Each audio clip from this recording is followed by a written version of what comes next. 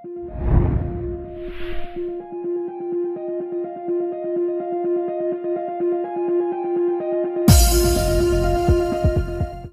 गया।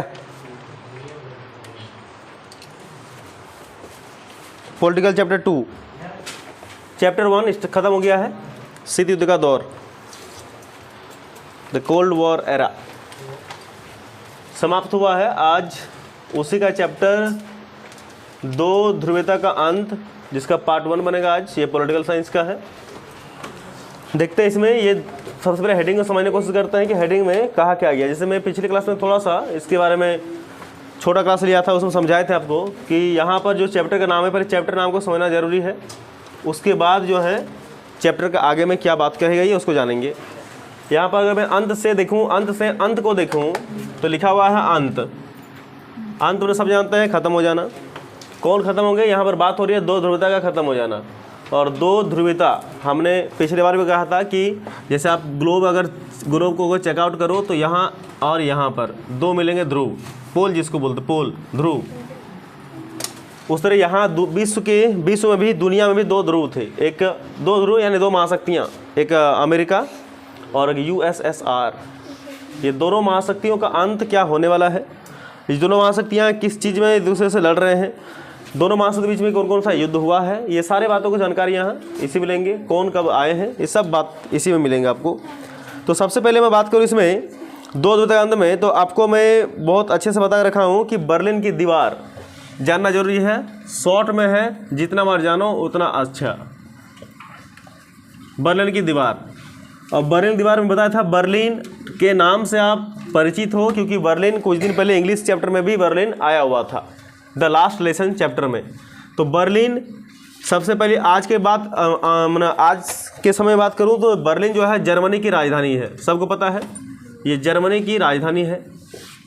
और उस समय जब 2 महाशक्तियां इस दुनिया में एग्जिस्ट किया करते थे, रहा करते थे, उस समय की जर्मनी की बात करूं, बर्लिन की बात करूं तो मैं बताया था कि जब द्वितीय विश्व युद्ध, सेकेंड वर्ल्ड वॉर जब चल रहा था दुनिया में, यानी 1939 टू 1945, उस समय पूरी दुनिया 2 गुट में बढ़ चुका था। इधर से मित्र राष्ट्र के नाम से एक ग्रुप बना हुआ था और इधर धुरी राष्ट्र के नाम से एक ग्रुप बना हुआ था।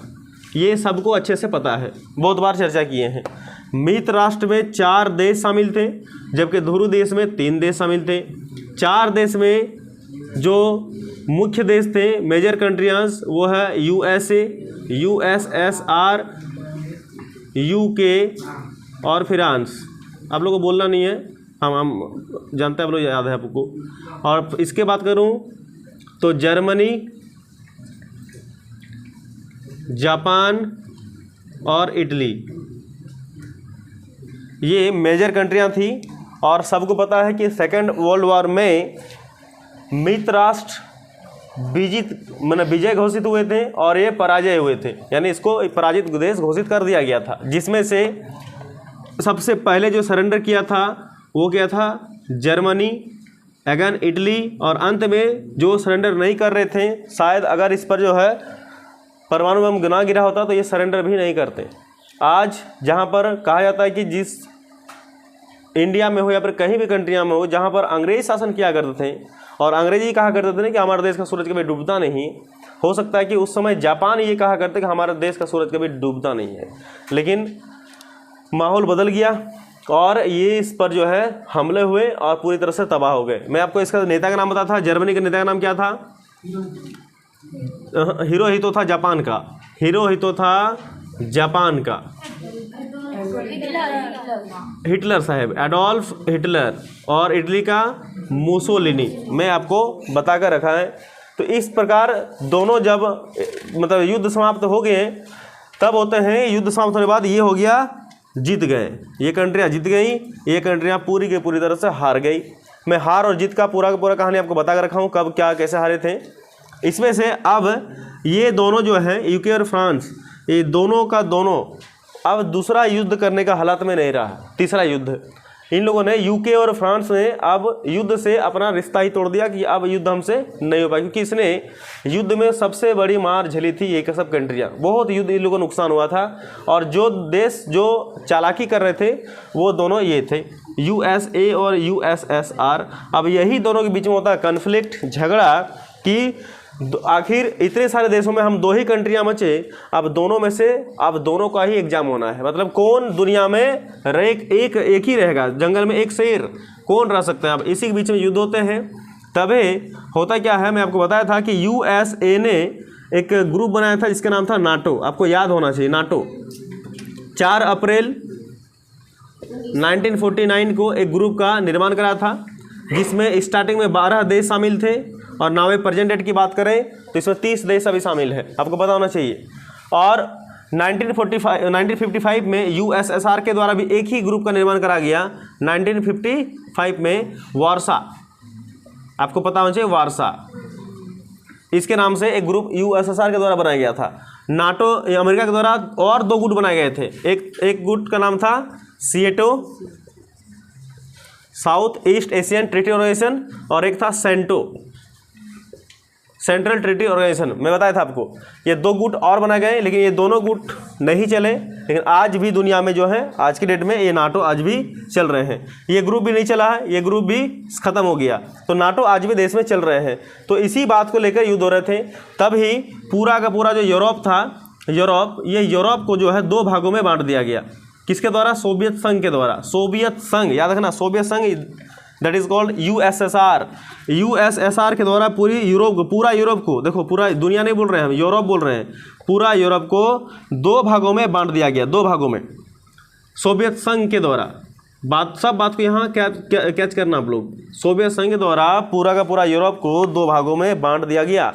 क्यों बांट दिया गया इसका देखिए, पहली बात मैंने आपको समझाया था कि नाटो में, मतलब USA में एक विचारधारा काम कर रही थी जिसको बोलते थे पूंजीवादी, आपको पता होना चाहिए, पूंजीवादी विचारधारा। और सोवियत संघ में जो विचारधारा काम कर रही थी वो कर रही थी साम्यवादी, ये था ना। तो सोवियत संघ को डर था कि कहीं पूरा यूरोप साम्यवादी ना बन जाए, इसी की सुरक्षा के लिए उसने क्या किया था, यूरोप के मतलब बर्लिन से ही, यूरोप जर्मनी बर्लिन में ही है, सॉरी जर्मनी यूरोप में है महादेश में, बीचों बीच एक लाइन्स खींची गई। इसमें ये हो गया पूर्वी यूरोप बोल लो या पूर्वी जर्मनी बोल लो, ठीक है ना, मतलब बर्लिन। इधर हो गया पश्चिमी, तो पूर्वी को कौन थाम लिया? सोवियत संघ ने, और पश्चिमी को कौन थाम लिया? USA ने। और ये लगभग कब बना था? दीवार की रचना कब हुई थी? 1961।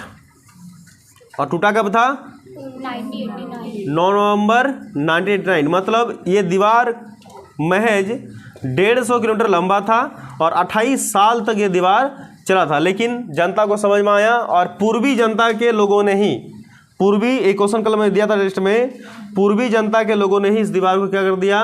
दीवार को तोड़ दिया गया, और फिर से यूरोप क्या बन गया? एक मार्केट के रूप में सामने आ गए, ठीक है ना। ये पूरा का पूरा कहानी था उस समय की, तो बर्लिन की दीवार की। तो बर्लिन की दीवार से बहुत सारे सवाल आते हैं, आप उसको याद रखिएगा। इनसे भी सवाल आते हैं, याद रखिएगा। देश के नेताओं के नाम रहते हैं, जो अगुवाई किए थे उनका भी नाम याद रखिएगा। साथ में 2 ग्रुप का नाम याद रखिएगा, किसमें कितने देश थे वो याद रखिएगा, और ये कब बने थे ग्रुप ये भी याद रखना। साथ में 2nd वर्ल्ड वार कब से कब समाप्त हुआ ये भी। लग रहा है कि तो आसान सब याद कर लेंगे, एग्जाम देने जाओगे ना तो माइंड थोड़ा प्रेशर में रहते हैं और सब भूल जाते हैं, जाना हुआ चीज़ भी, इसलिए इसको थोड़ा सा रिवीजन मारते रहिएगा तो आप समझ में आ जाएगा। नाटो का स्थापना जरूर पूछता है, इसको आप याद करते हुए चलिएगा। चलते हैं अगले बार में, अगले देखते हैं क्या लिखा हुआ है। किसी को जिसमें उतारना छापना तो उतार लिखा। अस्तित्व में कैसे आई सोवियत संघ, ये रहा हेडिंग आपका, समझाएंगे। किसी को कुछ लिखना तो लिखिएगा, और नहीं लिखना तो छोड़ दीजिएगा। ब्रिलियंट तो ऐसे ही हो आप लोगों को, बस खाली बोर्ड पे एग्जाम लेना है और टॉपर पर टॉपर आएंगे सब। हो गई। चलिए पहले इसको मैं समझाता हूँ, लिख कर फिर आगे करेंगे, ठीक है। देखिए सोवियत संघ की बात है कि सबसे पहली बात है कि सोवियत संघ का अस्तित्व कैसे हुआ। सोवियत संघ ये नाम आया कहाँ से, सोवियत संघ को जानते कैसे हैं। मैं कई बार बता रखा हूँ कि सोवियत संघ में, सोवियत संघ का एक और नाम सोवियत गणराज्य, कोई दिक्कत नहीं आपको, सोवियत गणराज्य इसी को कहते हैं। सोवियत संघ तो कहते ही हैं, यूएसएसआर जो है इसका फुल फॉर्म पता है क्या है? Union of Soviet socialist Republic. ये चीज़ आपको पता है। 3 नाम बाकी याद रख लीजिएगा। इसको एक और नाम से जानते हैं, सोवियत रूस भी इसको कभी कभी कह देते हैं। तो यहाँ पर 4 नाम आप इसको याद ऐसे रख सकते हैं जो सोवियत बोल के ही है, ठीक है ना, ये नाम। तो ये इसका अस्तित्व कैसे हुआ, ये अस्तित्व में आए कैसे हैं? कहते हैं एक डेट है, एक एरा है जिसका नाम है 1917। याद रख लें 1917 1917 का बड़ा इसको एकदम याद रखिए। 1917 में हुई क्या थी? रूसी बोल्शेविक क्रांति। इसमें एक डेट में क्या हुआ था? रूसी मतलब रूस में ही होता है इसलिए रूसी पड़ा नाम। रूसी बोल्शेविक क्रांति हुई थी। कहाँ पर? रसिया में। कब हुई थी? 1917 में हुई थी। और इसके बाद समाजवाद सोवियत गणराज्य अस्तित्व में आया। हो गया क्लियर बात? फिर सुन लो फिर से कि 1917 में, यूँ मानो कि 1917 में एक झगड़ा हुआ और झगड़ा होने के बाद एक पार्टी, नया पार्टी बनी और उस पार्टी ने अपना क्या नाम रख लिया है? यूएसएसआर। और अपना विचारधारा क्या सेट किया है? समाजवाद। समाजवाद मतलब समाज के हित में। तो इसने क्या किया? समाजवाद। रूसी बोल्शेविक क्रांति के बाद 1917 में सोवियत गणराज्य का या सोवियत रूस का या सोवियत संघ का या यूएसएसआर का अस्तित्व हुआ। और इसके बाद इन लोगों ने अपना नाम रखा, विचारधारा रखा समाजवाद। यहाँ तक पता चल गया। सेकंड बात क्या है? सेकंड बात यह है कि सोवियत संघ में कुल मिलाकर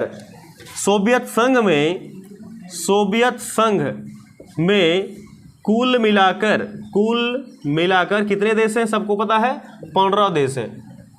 कितना है? 15 देश हैं कुल मिलाकर। 15 देश का नाम मैं बताऊंगा।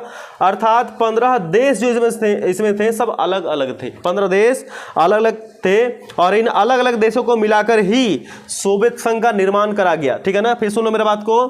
क्या मैंने बताया कि सोवियत संघ में कुल मिलाकर 15 देश थे। लेकिन एक सवाल इतना बार रटा दिए, बहुत बार, बहुत पहले भी बताए हैं, फिर भी टेस्ट में लेंगे ना कि सोवियत संघ में कुल कितने देश थे, सोवियत संघ का निर्माण कितने देशों में मिलकर हुआ था। कोई मारेगा 20, कोई मारेगा 56, कोई मारेगा 70, कोई मारेगा 72, कोई मारेगा 78, ऐसे ही मारेगा सब। इसलिए माइंड में सेट कर लीजिए 15 देश था। अगर 15 याद नहीं रहे तो 15 याद रखिए। 15 ये 15 देश था। हो गया।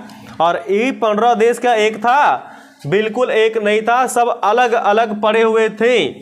और इन्हीं 15 देशों को उठाकर ही सोवियत गणराज्य, सोवियत रूस, सोवियत संघ या यूएसएसआर का निर्माण करा गया। इस बात को भूलिएगा नहीं। सोवियत कहते हैं कि सोवियत संघ का निर्माण, सुन लीजिए बात को भी, कि ऐसा प्रॉमिस करा गया था कि सोवियत संघ का जो निर्माण हो रहा है, तो आप नहीं पूछना कि निर्माण कैसे हुआ, मैं बता दिया कि सोवियत संघ का निर्माण 15 देशों को मिलकर ही हुआ है। क्या 15 देश एक थे? नहीं, बिल्कुल अलग अलग थे।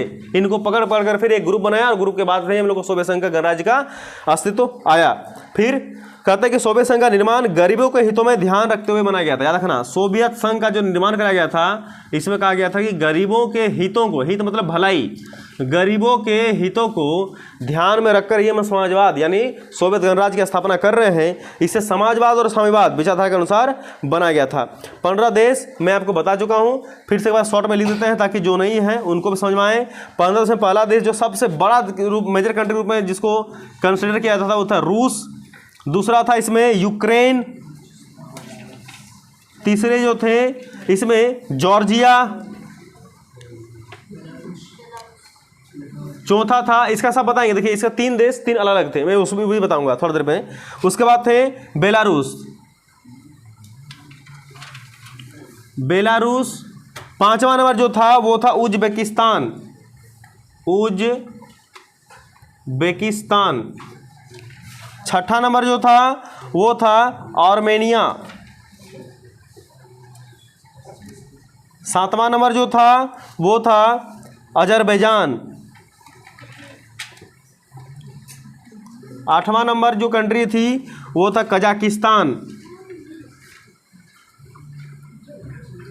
9th नंबर में जो कंट्री था वो था किर्गिस्तान।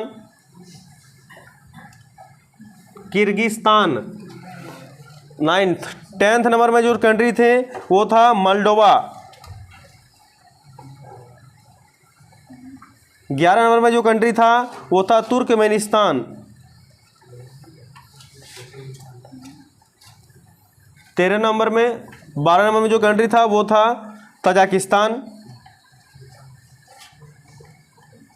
और 14 नंबर में जो कंट्री है वो है 3 ठो, जिसको बाल्टिक कंट्री बोलते हैं हम लोग, लातविया, लिथुआनिया और एस्टोनिया। याद रखना, ये हो गया लिथुआनिया। नंबर कर रहा है क्या? 1 2 3 4 5 6 7 8 9 10 11 12 13 होगा ना, हुआ 1 2 भूल गए, 13। 13 जो देश था वो था लातविया, और 14 जो था लातविया, लिथुआनिया और एस्टोनिया। ये 3 कंट्रियाँ और, लातविया, लिथुआनिया और एस्टोनिया। ये हो गए 15 कंट्री आपके सामने, और 15 कंट्री के बारे में अभी बताऊंगा। किसी को उतारना है उतारिए, नहीं तो फिर डिलीट मारूंगा मैं। ध्यान सुनना, यानी सोवियत संघ में 15 गणराज्य को कैसे बांटा गया था, सुन लो। ए बाबा सुन लो, बाबा सुन लो। USSR मतलब सोवियत गणराज्य या सोवियत संघ बोलते हैं। इसमें 15 कंट्रियां यानी 15 गणराज्य को किस प्रकार बांटा गया था, कि कौन नाम से? इसमें बोलते हैं कि 4 प्रकार से बांटा गया था सभी देश को। 1 3 1, ठीक है। देखिए सबसे पहले जो है बात करूं मैं तो रूस गणराज्य, ये है सबसे पहले रूस गणराज्य, रूस गणराज्य। उसके बाद आता है बाल्कन वाला प्रदेश, यानी बाल्कन गणराज्य जिसको बोलते हैं, बाल्कन गणराज्य। तीसरा बात करें तो बाल्टिक गणराज्य, और मैं अंतिम बात करूं तो केंद्रीय एशियाई संगठन या संधि या फिर गणराज्य बात कर सकते हो, केंद्रीय एशियाई, केंद्रीय एशियाई गणराज्य। फिर सुन लो मेरी बात को ध्यान सुनना। USSR में जो 15 कंट्री हैं मन थे, और 15 कंट्री को 4 भागों में डिवाइड या सेपरेशन करा गया था। पहला है रूसी गणराज्य, जिसमें 3 बड़े बड़े देश थे। रूस तो पहले ही रहेंगे, सबसे पहले वाला नाम। दूसरा कौन है? यूक्रेन, और तीसरा बेलारूस, लुकाशेंको वाला, ठीक है ना। इसमें 3 बड़े बड़े गणराज्य थे, 3, रसिया और यूक्रेन और बेलारूस। ये 3 मेजर कंट्रियां रूस गणराज्य में थे। बाल्कन, बाल्टिक, केंद्रीय एशिया संगठन, 15 में से फिर बाल्टिक में जो आएंगे, बाल्टिक में 3 देश आएंगे। 3 देश कौन कौन आएंगे? तो ये हो गया लिथुआनिया, पहले लातविया, दूसरा लिथुआनिया, और तीसरा जो आएंगे इसमें एस्टोनिया। कितने हो गए? 3 6। अब देखिए यहाँ पर जितने भी तान वाला है, याद रखना, यहाँ पर जितने भी तान वाला कंट्री है, उज्बेकिस्तान, तुर्कमेनिस्तान, किर्गिस्तान, जितने भी तान वाले हैं सब इसमें चल जाएंगे, ठीक है। और बाकी जो रेस्ट बचा वो इसमें आ जाएंगे।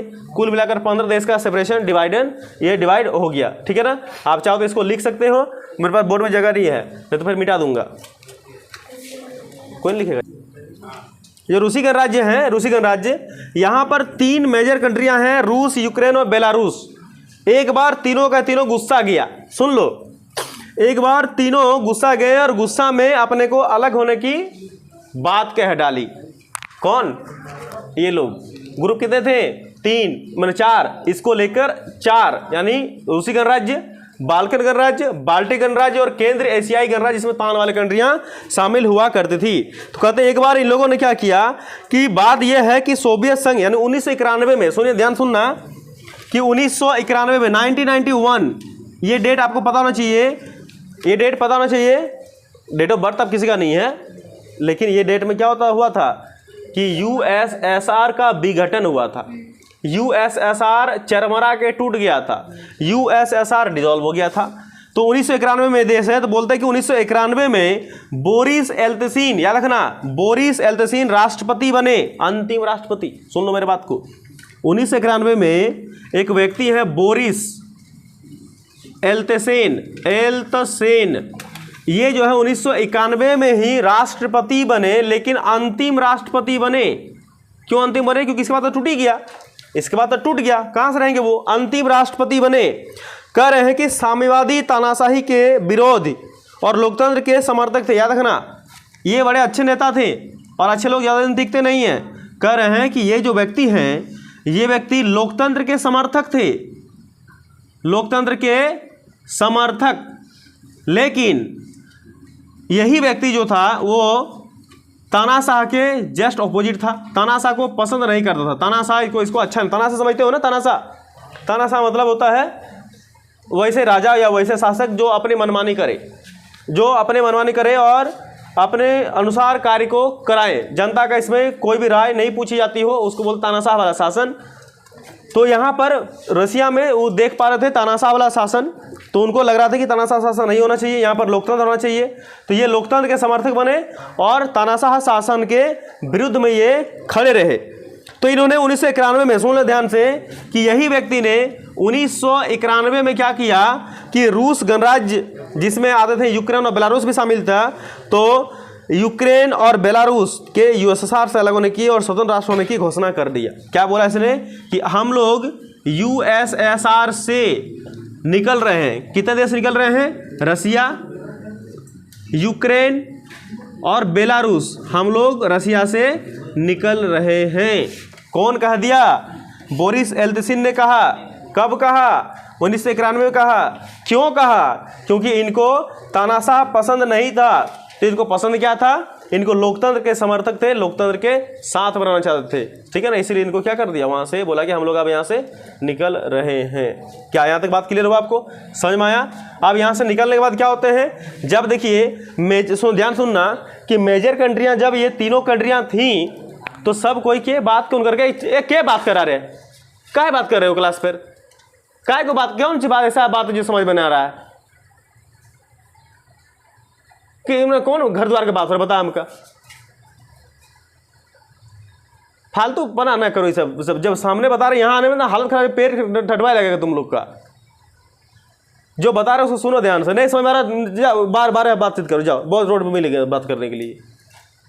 क्लास के दौरान बीच में डिस्टर्ब ना किया करे कृपया। बोर्ड लगा दें, नोटिस लगा दें यहाँ से। ये सब बोलने में हालत खराब हो जाता है, ये सब समझाना हालत खराब होता है। कहीं एक गलती निकल जाएगा ना, वहीं आलोचना उड़ेगी, मास्टर गलती बता दिया, गलती बता दिया, और यहाँ बता रहे समझ में नहीं आता। एग्जाम में क्या लिखोगे? घंटा। हमें मजबूर ना करो। यहाँ देखिए, यहाँ पर ये अभी पूछेंगे सर, तो 2-4 सवाल पूछ लेते। ऑफ करो, पूछ लेते सवाल, ऑफ कर। देखिए, सोवियत संघ के विघटन का कारण क्या था? अब बहुत बार समझाएं कि विघटन मतलब होता है टूटना। सोवियत संघ क्यों खत्म हो गया और सोवियत संघ अब नहीं, अब आपके पास मन में कोई किंतु परंतु नहीं कि सोवियत संघ क्या है। अब यही जो पूछोगे वो घर में रहिए, कोई फायदा नहीं पढ़ के। सोवियत संघ में बहुत लेक्चर बना दिए। विघटन मतलब टूटना, डिजॉल्व होना होता है। सबसे पहली बात कि इसका टूटने का कारण क्या है, क्यों टूट गया? टूटना मतलब क्यों खत्म हो गया, आगे चल क्यों नहीं पाया? तो सबसे पहला लिखा कि नागरिकों के राजनीतिक और आर्थिक आकांक्षाओं को पूरा नहीं कर पाना। देखिए, अब सोवियत संघ एक प्रकार का मान लो कि देश था, भले इसमें 15 कंट्रियां थी और 15 कंट्री के अपने अपने नागरिक भी थे, लेकिन सभी नागरिकों को अपने सरकार से कुछ उम्मीदें थी और उस उम्मीद को ये सरकार जो है पूरी, यहाँ के सरकार पूरी नहीं कर पा रहे थे और नहीं पूरी कर पाने से जनता नाराज हुए और इस प्रकार सोवियत संघ का विघटन हो गया। मतलब नागरिकों का राजनीतिक और आर्थिक जो कुछ भी आकांक्षाएं थी, वो आकांक्षाओं को सोवियत संघ पूरा नहीं कर पा रहा था। जब पूरा नहीं कर पा रहा था तो वो पार्टियां आगे नहीं चल पाईं। तीसरा कि सोवियत प्रणाली में यानी सोवियत संघ में नौकरशाही का शिकंजा कसते जा रहा था। नौकरशाही, यहाँ पर बात आया है नौकरशाही, यानी यहाँ पर मैं इसके पहले लिखा था कि यहाँ पर आम नागरिकों को कम और यहाँ सत्ता के अंदर काम करने वाले व्यक्तियों को ज़्यादा पावर दी गई थी। तो नौकरशाही का मतलब होता क्या बोले कि नौकरशाही में यहाँ पर मनमाने ढंग से सब काम हो रहे थे, जिस कारण से आम जनता इनके प्रति नाराज हुए और सोवियत संघ का विघटन हो गया। साथ में इनके पहले देख लिया था कि कम्युनिस्ट पार्टी का रिकॉर्ड खराब था। जो कम्युनिस्ट पार्टी था वो पार्टी पूरी बुरी तरह से, एकदम कच्ची तरह से क्या हो गया, उसका शासन समाप्त हो गया, मतलब एक प्रकार से बेइज्जती होकर शासन हो गया, खत्म हो गया, जिस कारण से सोवियत संघ अब पतन की ओर धीरे बढ़ने लगे। तो ऐसे कुल मिलाकर बहुत सारे बातें हैं जिनके कारण सोवियत संघ क्या हो गए, पीछे हट गए, यानी वो पार्टियां ही खत्म हो गई। और अंतिम एक बात जो है कि संसाधनों का उपयोग, अधिकतम उपयोग परमाणु हथियारों पर करना था। यहाँ पर सबसे अंतिम पॉइंट क्या है कि संसाधन जो भी देश के थे उन संसाधनों का जो अधिकतम उपयोग है वो परमाणु बम बनाने में करा जा रहा था, और जो कि परमाणु बम नहीं बनाना चाहिए था उस समय का, इसमें डिटेल में था, जिस कारण से सोवियत संघ नहीं चला। तो ये कुछ कुछ कारण थी, आप इसको कॉपी में राइट डाउन फटाक से कर लो। ये सोवियत संघ बिगड़ने के कारण खाली लिखिए, मैं लिखा दे रहा हूँ, खाली इसको हेडिंग डाल लीजिए, मैं लिखा दे रहा हूँ लंबा करके। 4 वीडियो अगर पसंद आ जाए तो वीडियो को लाइक करें और पीसी क्लास चैनल को सब्सक्राइब कर लें, बेल आइकन ऑल पे सेलेक्ट कर लें, और ये बिल्कुल फ्री है। और एक प्यारा सा कमेंट कर दें आप अपना, या आप अपना कोई क्वेश्चन भी पूछ सकते हैं, या फिर किसी में समझने की कोई दिक्कत है तो वो क्वेश्चन भैया से कर सकते हैं। भैया आपको अगले वीडियो में बताएंगे। धन्यवाद।